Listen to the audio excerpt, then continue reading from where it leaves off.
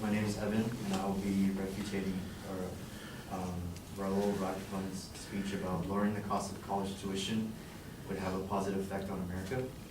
The 3 points he made were that student loan debt can cripple college students financially, high cost of tuition can deter people from attending college, and 3, students who choose majors will choose majors and careers that will pay more in order to pay off debts instead of majors and careers they actually enjoy. So the first claim he makes is that student loan debt can cripple college graduates financially. This point of argument is weak because there are ways to drastically decrease student loan. The number that was given was more of a raw number of student loans without factoring in different aspects of it. To start off, there are grants to reduce student loans drastically. This quote is from the Student Loan Hero. The U.S. Department of Health and Human Services offer a student loan repayment incentive to encourage people to work in areas of reproductive research and other research. Under the research payment program, recipients can get up to $35,000 a year to help with student loan payment. There are also jobs that offer student loan forgiveness as well. Like previously stated, the statistics and factual data given in the speech only include initial numbers of student loans right after they graduate. This thus does not include the number of ways student loans can be decreased dramatically already. To name a few industries that have student loan forgiveness, there are many, but some of the few are public services, federal employees, doctors, lawyers, automotive professionals, and teachers. Although lowering college tuition can in turn lower college student debt, it is not really a strong reason to bring this up because student debt is there's already many ways to combat that issue. His second point is that the cost of tuition can deter people from attending college. The supporting claim here was that America ranks in lower educational categories around the world.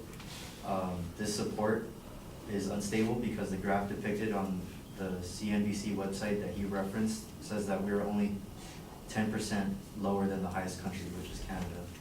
It forgets to include our differences of colleges in Canada and the United States, such as where we get funded. Most colleges here are funded either privately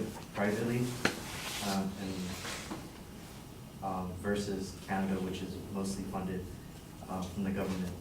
And also the amenities and accommodations that go along with colleges in the United States, like healthcare resources and gyms and such, that most Canadian colleges do not have. This was from the insider.com. The third point he made was that students are more likely to drop out if they're pursuing a major they're not interested in. The second link that Raul references does not actually lead to anywhere that I tried searching. Even trying to find the article that he references without the links, it shows errors or non-existing pages, so I could not take that evidence into account. The point where he references Vice Chair of Joint Committee, Economic Committee Democrats Amy Klobuchar makes hasty generalizations saying that it may influence education with no testimony or data. I believe that that's just a general inference and maybe just jumping to conclusions. That concludes my speech.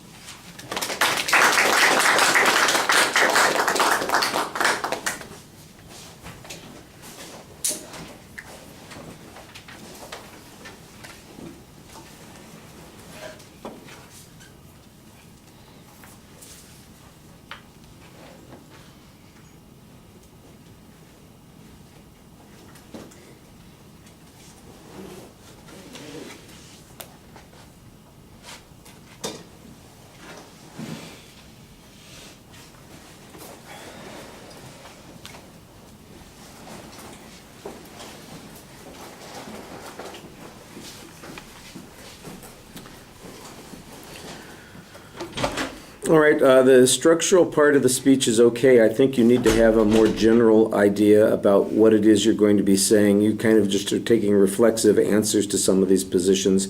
And I do think that in the body of the speech, you have a couple of points that you're making about how there's an absence of context, how we aren't getting a complete picture on those particular issues, how some of the choices being made might reflect something better from the student's point of view rather than an outsider's point of view.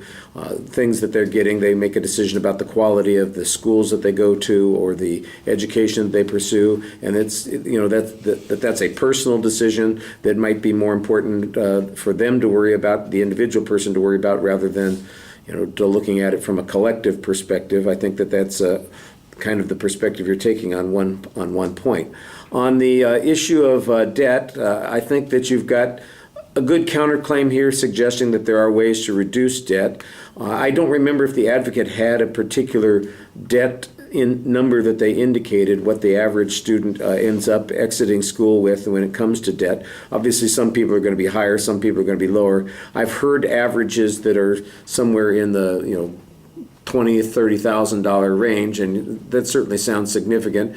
It seems like that would be one of those things that you'd put in context and say, well, you know, if you were carrying that around forever, that would be a problem. But, you know, people buy cars for $20,000 or $30,000. They pay them off in 4 or 5 years. And education doesn't seem like it's that far apart from that sort of thing. Put it into that kind of context.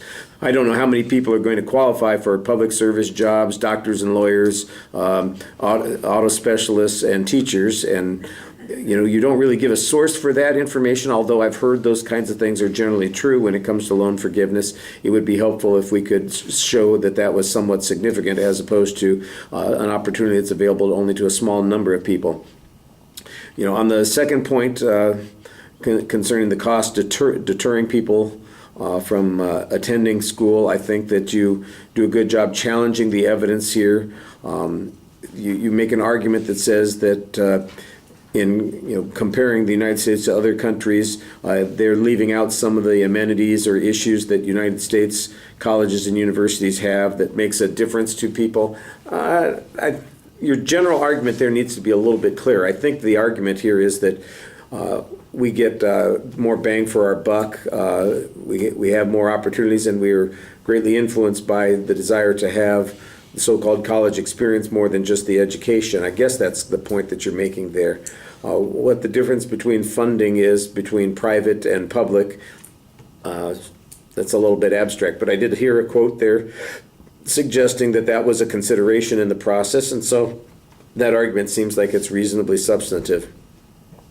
And then on the third point, mostly you just have a press on the lack of evidence on this point, and I thought that those were good presses. You explained how they basically have a hasty generalization from the authority that you're quoting, and that's okay. I thought that that was pretty reasonable. There's really not a lot of audience contact, and that diminishes your credibility.